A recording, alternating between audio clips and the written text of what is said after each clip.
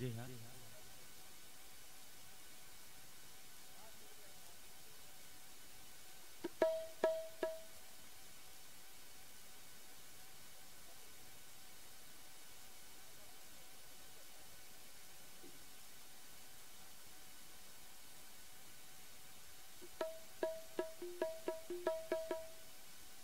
जी थोड़ा सा क्षमा चाहते हैं, कुछ तकनीकी समस्या हो गई। कुछ अल्प समय के लिए हम माफी चाहते हैं आपसे।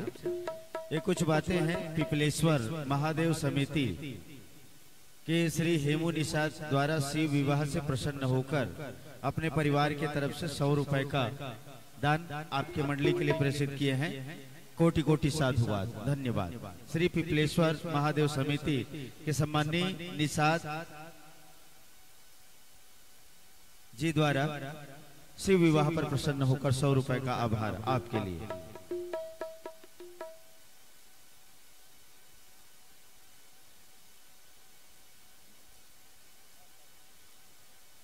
माइक वाले भैया थोड़ा सा जल्दी करेंगे।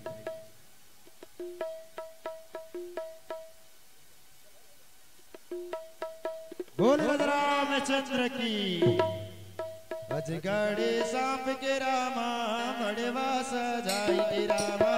अजगड़े सांप के रामा मड़वा सजाई के रामा, से औलाद के से औलाद के ये मोर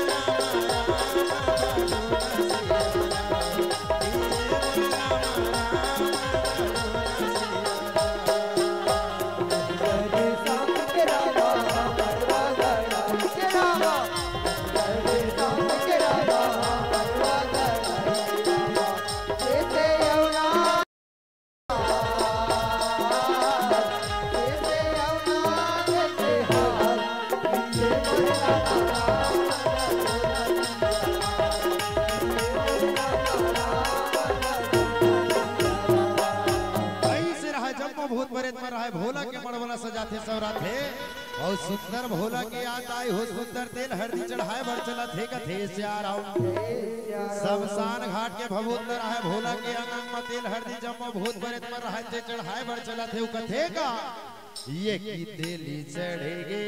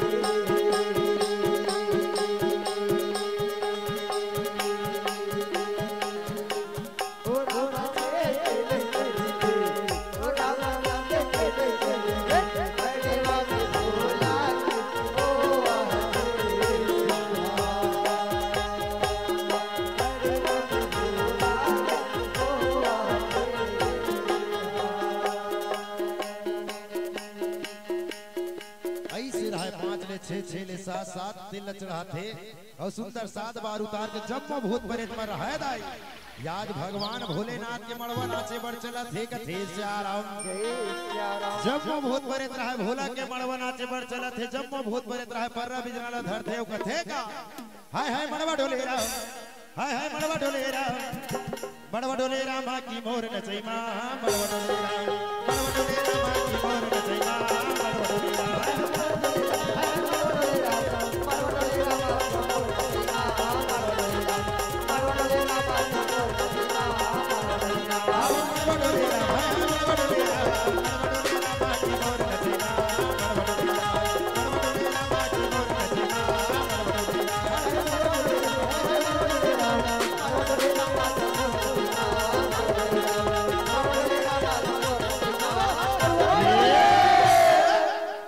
तोरे कुंवर कन्हैया यशोदा और मुख पर मुरली बजाए हो आज मुख पर मुरली बजा के कन्हैया बन बन गौआ चराए हो बन बन गौआ चराए हो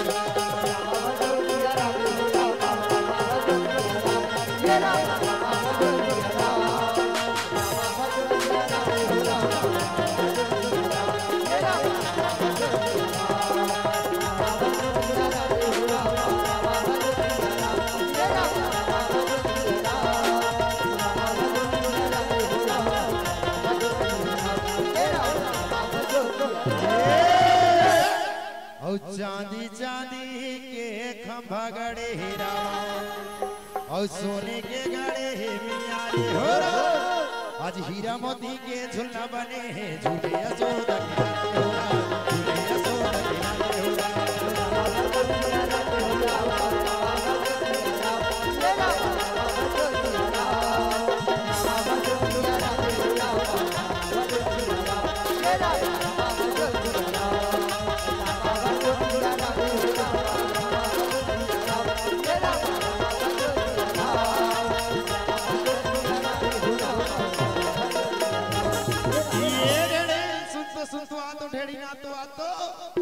तहु भूत और महभूत सुन ढेड़ी सुन तो अजी तोर माया और मोर माया हीरा के संग वारीरा राजा बड़े बाजी आजा राम आजा बड़े बाजी आजा राम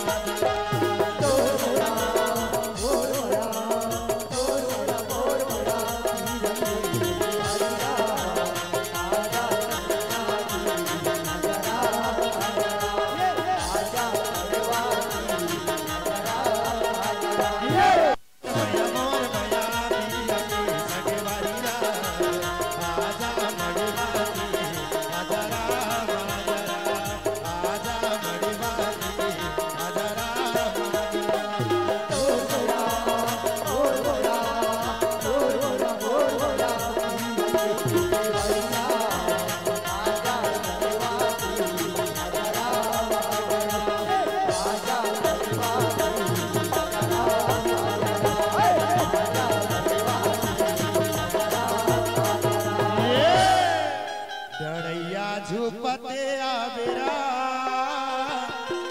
और लो नचते आबिरा लड़ैया झुपते आबिरा रीलो नचते आबिरा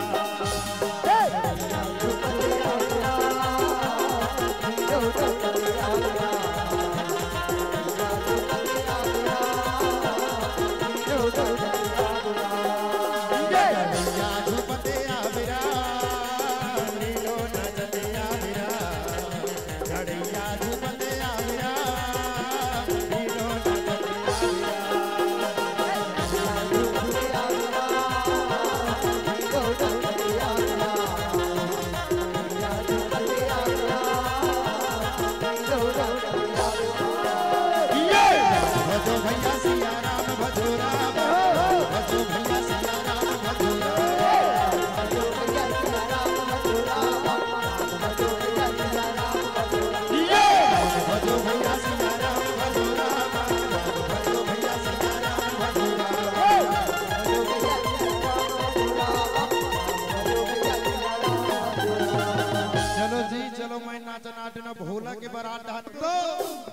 या सुंदर मेला लगे या भानु प्रतापपुर में फिल्मी गाना होना चाहिए जी। ओकर बाद सुंदर भोला के बारात चलबो कथे श्याराम एक जरा दिन कथे आज 4 दिनों का मेला हेरा आज मेले में दिल अकेला हेरा सिया रामा भजो रामा भजो रामा भजो राम भजो न सिया राम भजो न सिया राम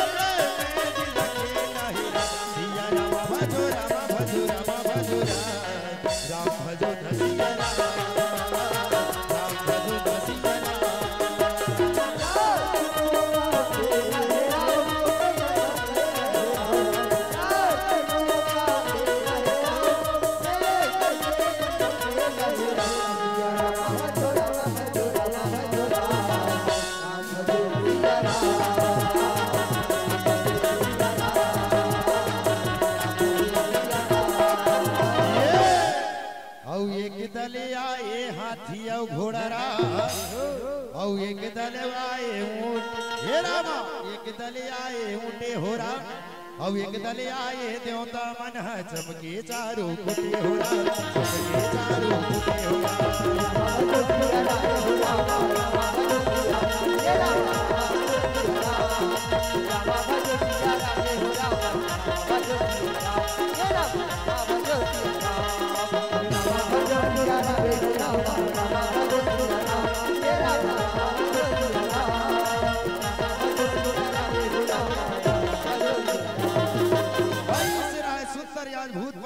भोला के बड़वा नाच थे नारद रहा भोला सजाते सोराते सुंदर नाचत नाचत आज भोला के बारात निकला थे कथे श्याराम आज भोले का बारात सुहाना लगता है और भक्तों का तो दिल दीवाना लगता है भोले का बारात सुहाना लगता है भक्तों का तो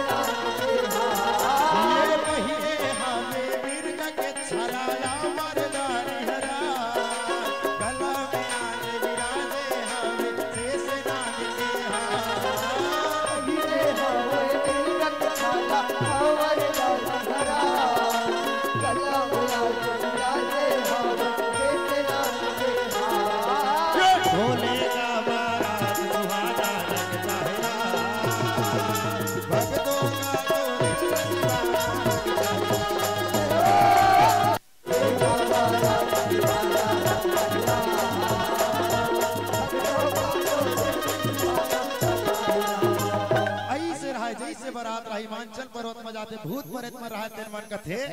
अज नदिया तीर के पटवा भाजी अज उलवा उलवा दिख फेरा अज नदिया तीर के पटवा भाजी अज उलवा उलवा दिख फेरा ये भोला के बरतिया मन हा भूत दिख थनरा भोला के बरतिया मन हा भूत दिख थनरा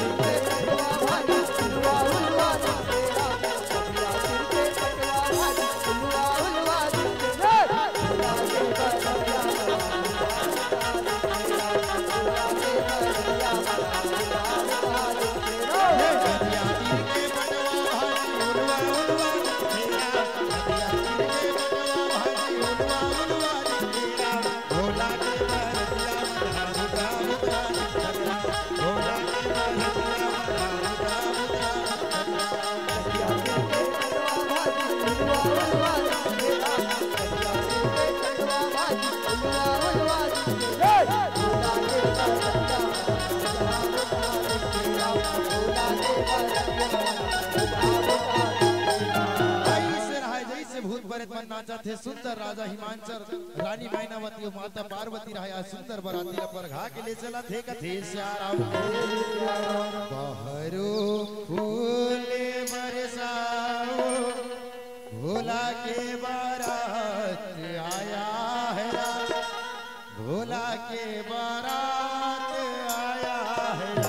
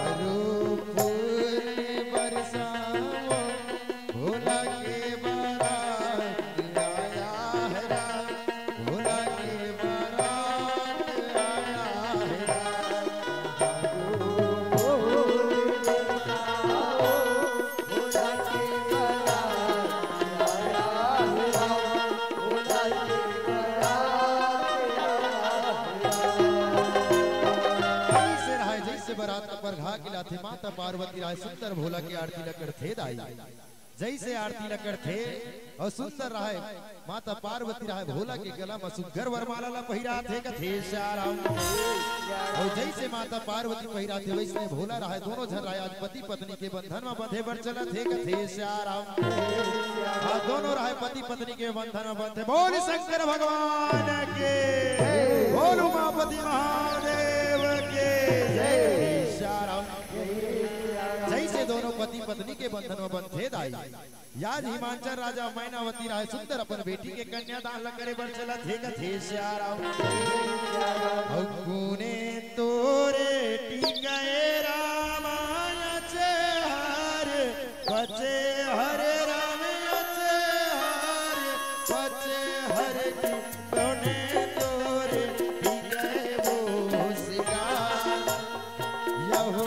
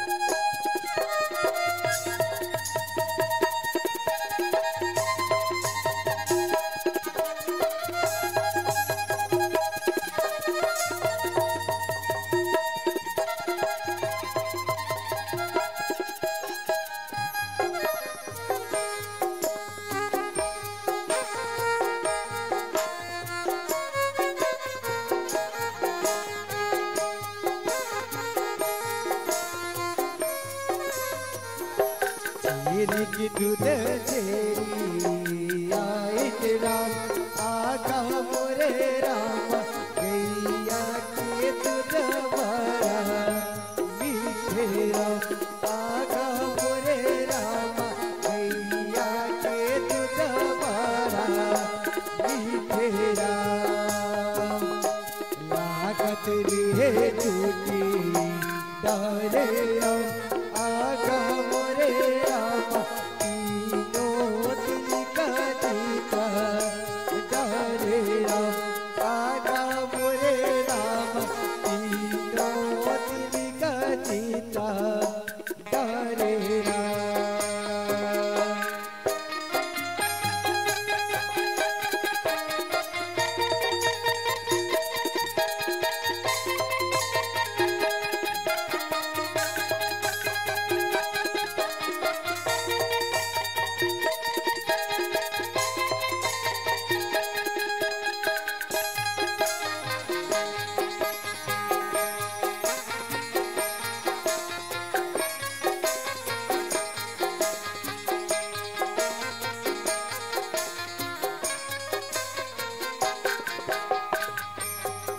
तेरी खड़े है भारतिया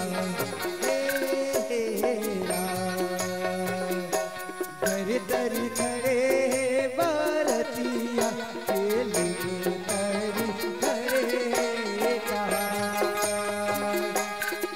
सज सयानी रे मोहिया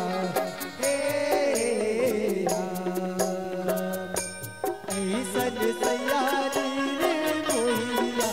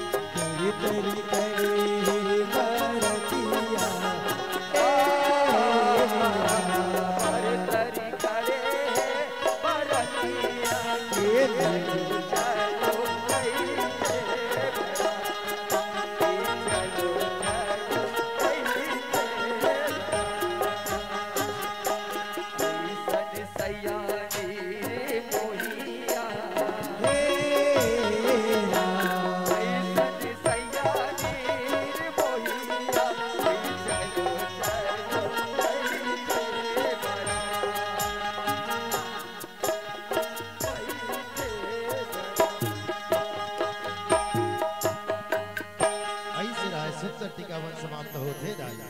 सुंदर आज भोलेनाथ रहे थे, सुंदर माँ गौरी लले की सुंदर कैलाश पर्वत को चला थे कथे श्याराम भोला निकेला गौरी लेके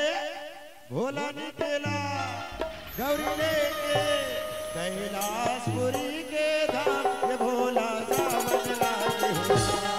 कैलाशपुरी के धाम ये भोला सावन लागे हो। भोला निकला भोला निकला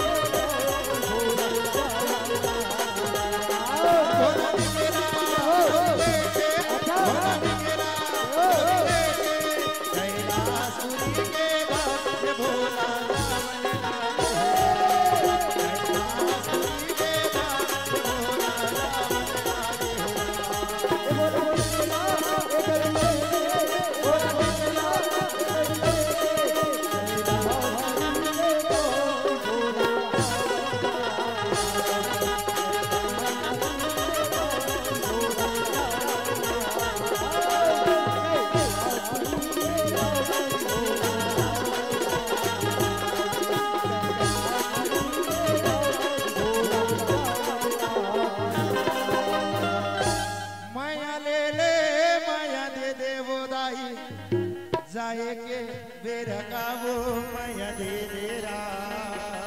माया ले ले माया दे दे वो दाई जाए के बेरा का वो माया दे दे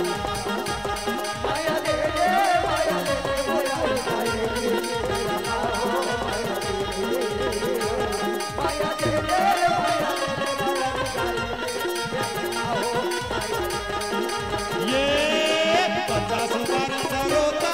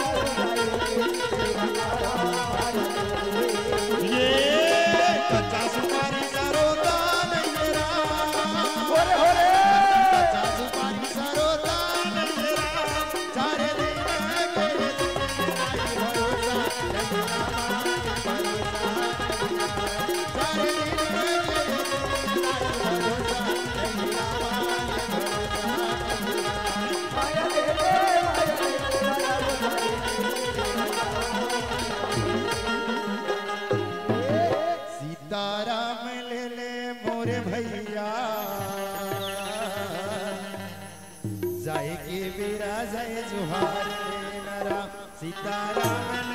मोर भैया जाए के बेरा जाए जुहार रे नरा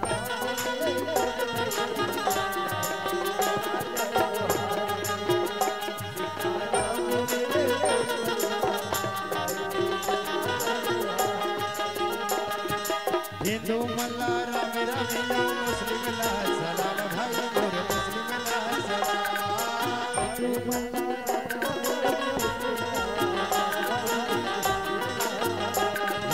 हिंदू मल्ला राम रामिया मुस्लिम ला सलाम भाई मोर मुस्लिम ला सलाम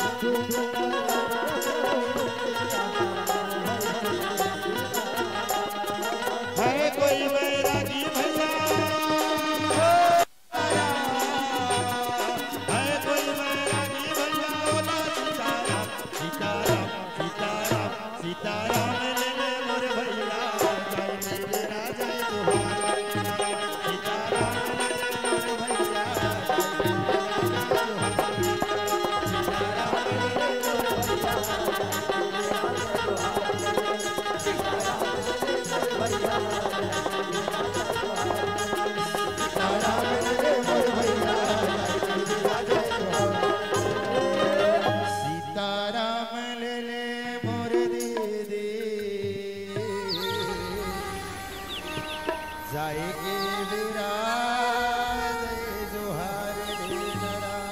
बोल श्यामती श्री रामचंद्र की जय, महादेव की जय।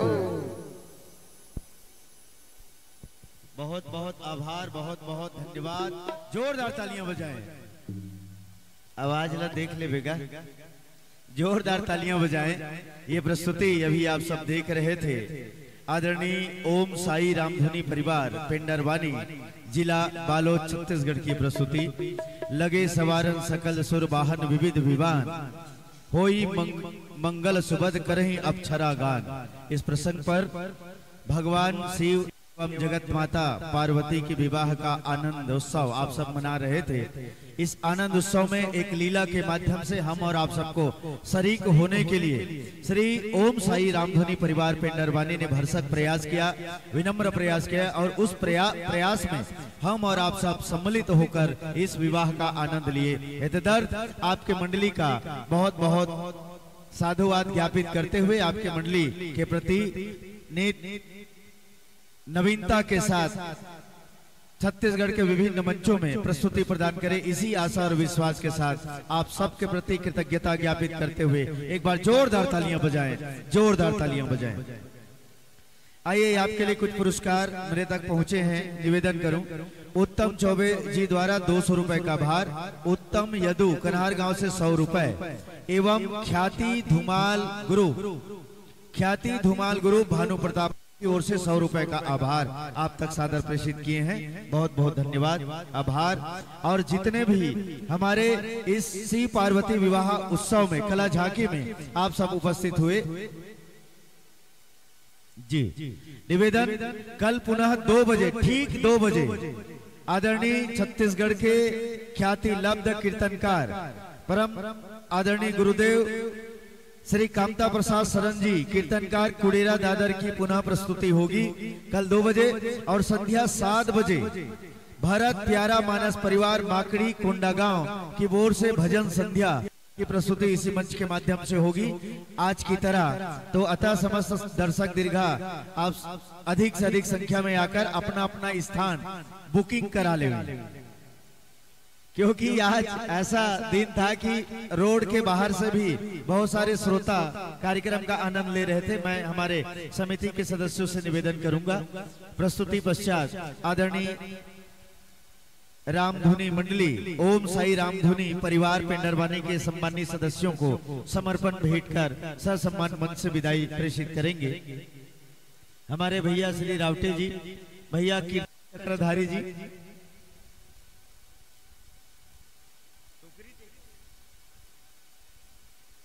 विदाई के समर्पण भाव सजाकर मंच तक लेकर के आए और भाई लोगों को सादर विदाई प्रेषित करें। कल पुनः 10 बजे से राम कथा संगीतमय मानस गान सम्मेलन कीर्तन एवं कला झांकी की प्रस्तुति